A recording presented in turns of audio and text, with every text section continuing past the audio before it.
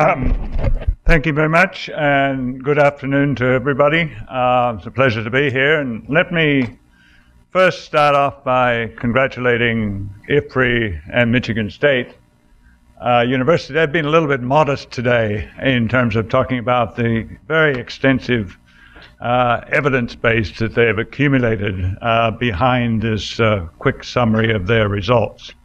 It's actually about almost exactly 4 years ago we had the same discussion in the same room with one of the same commentators, which was me. He doesn't have an institutional memory, but at that time we were talking about results from one survey in one country. We had a lot of debates about the methodological issues. Today we've got evidence from about 6 countries in sub-Saharan Africa. We've got data from thousands of households and plots over time, panel data, and we've got much more rigorous econometric methods, and also the beginnings of modeling some of the broader market effects. So I think we've made very, very significant progress in understanding this issue of input subsidies. And what's fairly clear that's coming out of this work is that these subsidy programs are not achieving their stated objectives. But we also recognize, and also coming out of this work, is there are unstated political objectives to these subsidies. And let me just talk a little bit about what happened in the World Development Report.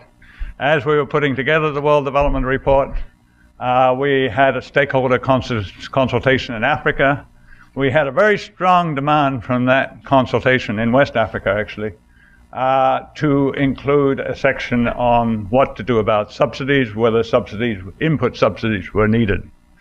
So we came back and drafted a section on input subsidies, talked about smart subsidies, all the things that should be done to make subsidies better, but also a rationale for subsidizing inputs. When we went out and finished the World Development Report, actually it was quite controversial in the bank as well, our position on the subsidies, but it finished up in the World Development Report, a strong case for smart subsidies. We went out, one of our first presentations was in Kenya in early 2008, right before what was a tragic election in that year. And we had a lot of media present. We thought that after the presentation we were going to get a lot of media questions from the reporters. And we noticed that all the reporters at coffee time were clustered around the Minister of Agriculture. And it turned out that the Minister of Agriculture was using that occasion to announce the input subsidy program in Kenya. So the next day the headlines were all about the input subsidy program, nothing about the World Development Report. So there is a very strong political handing out vouchers for fertilizer before elections is a politically smart thing to do. But I think what we see from these results is there's probably even smarter ways, even to achieve your unstated political objectives. You could do it in more efficient ways and in more equitable ways. So where do we go from here? I think I don't disagree with the basic thrusts that have been put out here. Clearly, I think it's important, and I think Tom, particularly in his presentation, has emphasized this, that input subsidies are looking at one aspect of the soil fertility problem, which is a major problem, but they're looking at the price of fertilizer only from the demand side. And even from the demand side, there's a lot of other things that have to be put in place to make fertilizer use more efficient. And I think the Zambia case is a classic case where Zambia is spending 0.5%, the last figure I saw, 0.5% of its budget, agricultural budget, on research and development, but something like 35% on subsidies. Now that's, to me, is a gross imbalance in terms of solving the basic soil fertility problem, which is what we're trying to do here.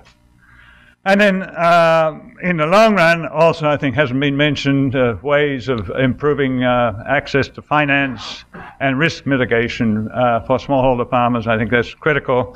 And in a rain-fed system, fertilizer is a very risky input, and we need to give more attention to that.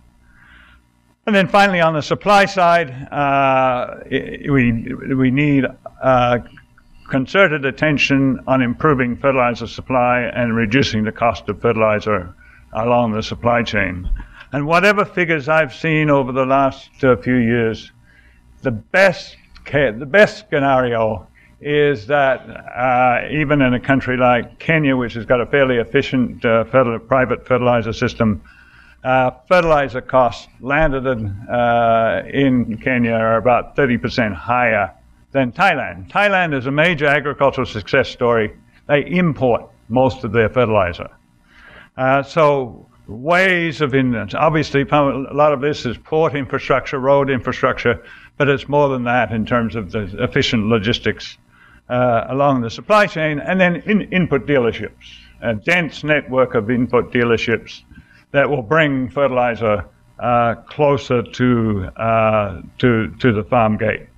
So there's a whole range of things that you have to invest in, from R&D, roads, extension, logistics, output markets, as well as input subsidy programs. So I think one of the clear conclusions of all of this work is even if we can improve, and I think we can, the delivery of input subsidies and even if we could perfect them, you still have to have that balance in the range of public investments to be able to solve this critical soil fertility problem. And it's not just fertilizer, it's also many soils in sub-Saharan Africa are so degraded now that you have to have a very balanced approach in terms of organic and inorganic sources of nutrients. Let me stop there and thank you very much.